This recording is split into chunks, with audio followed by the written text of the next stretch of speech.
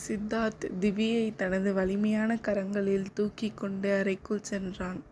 அவளை படுக்கையில் அமர வைத்து சிறிது நேரம் அவளுடன் விளையாடினான். திவி சித்தார்த்தை பார்த்தாள். மகிழ்ச்சியுடன் தன் சின்னஞ்சிறு கைகளை விரித்தாள். அதை பார்த்த சித்தார்த் அவளை அன்பாக அணைத்து கொண்டான். அவளது கள்ளமற்ற சிரிப்பு அவன் மனதிற்கு அமைதியை தந்தது. ஆனால் திடீரென்று சுவரில் தொங்கிக் கொண்டிருந்த ஒரு புகைப்படத்தின் மீது அவன் பார்வை விழுந்தது. அந்த புகைப்படத்தை பார்த்த நொடியில் அவன் இதயம் ஒரு துடிப்பை தவறவிட்டது. அவன் முகத்தில் சோகத்தின் நிழல் படர்ந்தது. கண்கள் கண்ணீரால் நிரம்பின. ஆழ்ந்த மூச்சை இழுத்து தனக்குத்தானே மெதுவாக கூறினான், ஏன் என்னை விட்டு போன? இன்னைக்கு உன்னால தான் என்னோடய வீட்லேயும் என் ரூம்லேயும் திவ்யோட வாழ்க்கையிலையும் இன்னொருத்தவங்களுக்கெல்லாம் இடம் கொடுக்க வேண்டியதாக இருக்குது. ஆனால் நான் உனக்கு ஒன்று சொல்கிறேன், அவள் யாராக இருந்தாலும் என் எதிர்த்தில் அவளுக்கு என்றைக்குமே இடம் இல்லை. எனக்கு அவளாம் ஒன்றுமே இல்லை. நான் எப்போதும் நேசிக்கிறது உன்னை மட்டும்தான். அவ்வாறு கூறிவிட்டு தனது துயரத்தை மறக்க முயல்வது போல திவ்யை மீண்டும் இறுக்கமாக அணைத்து கொண்டான். அந்த நேரத்தில் கதவின் அருகிலிருந்து பெரிய சத்தம் கேட்டது. இளைஞனும் ஒரு இளம்பெண்ணும் குதித்து கொண்டு உள்ளே வந்து, வாழ்த்துக்கள் அண்ணா, இன்னைக்கு உங்களுடைய கல்யாண நாள் என்று உற்சாகமாக கத்தினர். அவர்களின் சத்தத்தை கேட்ட சித்தார்த் கோபமாக அவர்களை முறைத்து பார்த்தான்.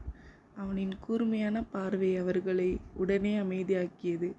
குறும்புக்காரியான அந்த பெண் திவ்யை தூக்கி கொண்டார். நீங்கள் 2 பேரும் என் ரூமில் என்ன செய்கிறீங்க என்று கேட்டான். அந்த இளைஞன் கிறிஷ் தலைமுடியை ஸ்டைலாக கோதிக்கொண்டு, அண்ணா, இந்த வீட்டில் எங்களுக்கும் பங்கு இருக்குன்றத ஏன் எப்போதும் மறந்துடுறீங்க? நாங்கள் வராமல் இருக்க முடியுமா என்று நாடக பாணியில் சொன்னான். அதை பார்த்த சித்தார்த் வெறுப்புடன் தலையசைத்தான். அனுஷ்கா கிறிஷின் செய்கைகளை பார்த்து அவளால் சிரிப்பை அடக்க முடியவில்லை. அவள் சிரித்ததை பார்த்த திவியும் கைகளை தட்டி மகிழ்ச்சியாக சிரித்தாள். அந்த காட்சி அனைவரின் மனதையும் உருக வைத்தது. ஆனால் சித்தார்த் இன்னும் கோபத்திலேயே இருந்தான். நீங்கள் 2 பேரும் முடிஞ்சா வெளியே போங்க என்றான். அனுஷ்கா குறும்பாக அண்ணா, திவியை நான் கூட்டிகிட்டு போகிறேன், நீங்கள் சீக்கிரம் தயாராகுங்க, எல்லாரும் மண்டபத்தில் உங்களுக்காக காத்துட்ருக்காங்க என்றாள். அதை கூறிவிட்டு அனுஷ்காவும் கிறிஷும் திவியுடன் வெளியேறினர். அவர்கள் சென்றதை பார்த்த சித்தார்த் அமைதியாக தலையசைத்துவிட்டு தயாராக செல்ல கிளம்பினான். ஆனால் அவன் மனம் இன்னும் அந்த புகைப்படத்தின் நினைவிலேயே சிக்கியிருந்தது. பிரம்மாண்டமான திருமண மண்டபம் அழகியின் உச்சமாக இருந்தது. உயரமான மேற்கூரையிலிருந்து தொங்கியிருந்த பெரிய ஜூமர்கள் தங்க ஒளியை பரப்பின. சுவர்களில் இருந்த நுணுக்கமான செதுக்கல்கள் ஒரு கலை பொக்கிஷமாக தெரிந்தன. மலர்களின் மனம் மண்டபம் முழுவதும் பரவி புனிதமான சூழலை உருவாக்கியது.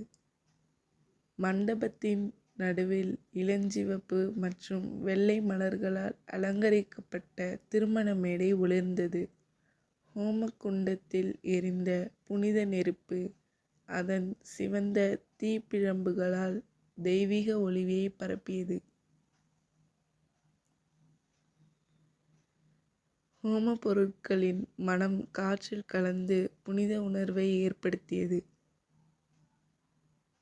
அந்த மேடையின் நடுவில் சித்தார்த் அமைதியாக அமர்ந்திருந்தான். அவன் முகத்தில் எந்த உணர்வும் தெரியவில்லை. அவன் மனதில் என்ன ஓடுகிறது என்பதை யாராலும் அறிய முடியவில்லை. இந்த திருமணத்தை ரகசியமாக வைத்திருந்ததால் சித்தார்த்தின் குடும்பத்தினர் மட்டுமே அங்கு இருந்தனர்.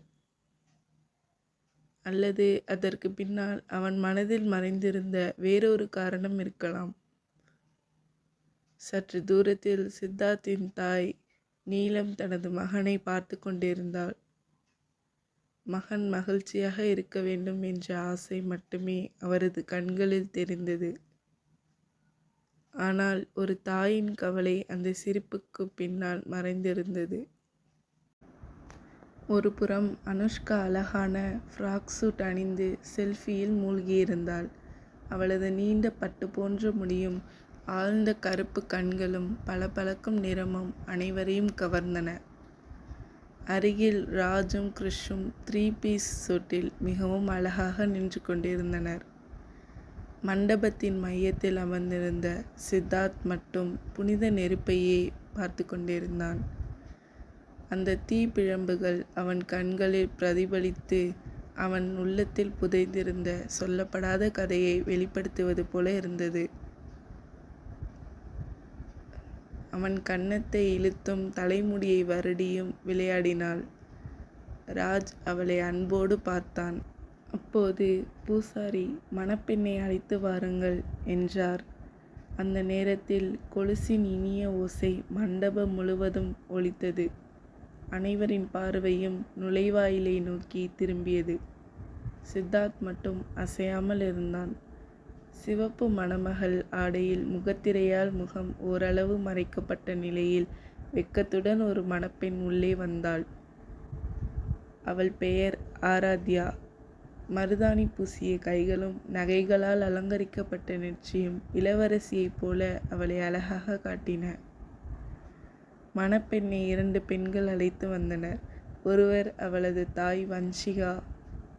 அழகான புடவையில் மகளின் பிரிவை நினைத்து கண்களில் கண்ணீர் இருந்தாலும் மகளின் திருமண மகிழ்ச்சியால் சிரித்து கொண்டிருந்தார்.